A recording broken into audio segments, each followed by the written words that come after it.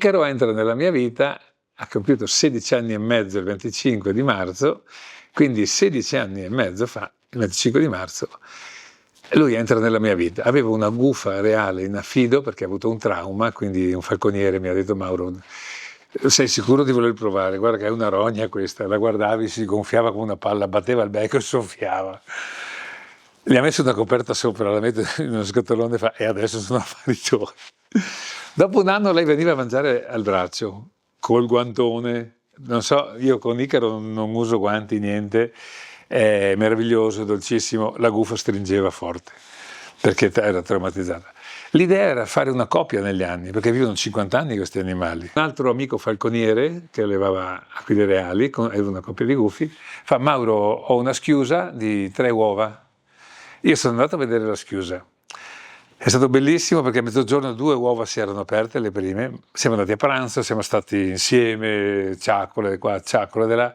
Alle 4 siamo tornati in voliera, la mamma aveva separato l'uovo che non si era aperto. E lì il destino è uno solo: essere calpestato e mangiato dai fratelli, punto. E il falconiere doveva andare via un po' di giorni e io faccio la prima schiusa, non posso vedere il morto. C'è l'incubatrice, sì, bravo, incubatrice, metti l'incubatrice, esce con un altro odore, la mamma non lo prende. Insomma, sono rimasto lì 6 giorni. Si è schiuso, pinzetta, cibo, perché sembra poco, ma 8 ore di differenza è un abisso, perché questi appena capiscono dove sono voracissimi. Quello che si apre dopo 8 ore non riesce a mangiare, cioè, viene proprio massacrato. Niente, mescolare gli odori in questi giorni, separandoli 3 volte al giorno per 2 ore dai genitori, sai, cacca di uno, carezzine agli altri, il mio odore insieme. È venuto il giorno, la sera del 6° giorno, che bisognava reintrodurlo. E anche Sergio mi diceva: guarda, non avete da male se succede qualcosa, perché non è normale reintrodurlo, l'animale così è perso. È entrato in voliera e la mamma gli ha portato la pappa anche a lui, fatta. Da subito molta frequentazione e poi sempre insieme. Bottega in centro a Cortina, eravamo prima. Ha cominciato prima a venire in macchina con me, si rovesciava, era una comica. Dopo 20 giorni guidava lui, stava sul volante.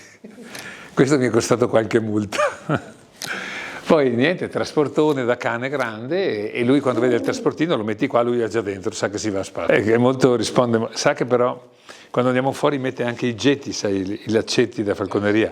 La legge parla chiaro, devi poterlo trattenere.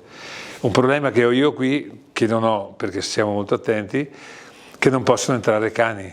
Questo è il suo territorio, dove è anche il nido. Se entra un cane lui attacca, e non è il caso, insomma. Lui è molto geloso e possessivo.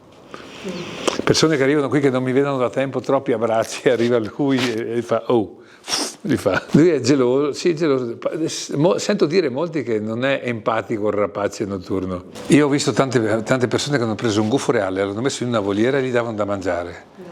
Dopo poco l'animale vive a terra con le sopracciglia, cioè, guarda questo, tata, guarda lui, vedi le sopracciglia che le ha belle verso l'alto.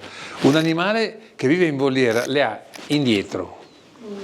Non è un bel segno, è come vedere l'orca marina in piscina con la pinna caudale piegata, non è un segno bello. Adesso è diventato un mammone spaventoso, lui vuole il contatto fisico. Se io adesso apro e vado di là a lavorare, vuole stare con me.